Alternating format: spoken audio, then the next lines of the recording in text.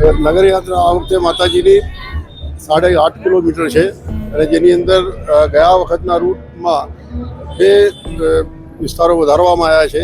એક ખાડિયા અને રાયપુર ત્યાં થઈને જશે અને ગયા પ્રમાણે જ આખું રૂટ છે, ખાલી બે વિસ્તારો વધારવામાં આવ્યા છે.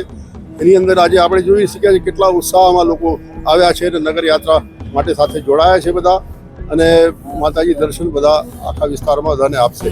નિજ મંદિર પર જ્યારે અહીંયાથી નીકળીને માણેકનાથ બાબાની જગ્યાએ ત્યાં એની આરતી ઉતારવામાં આવશે.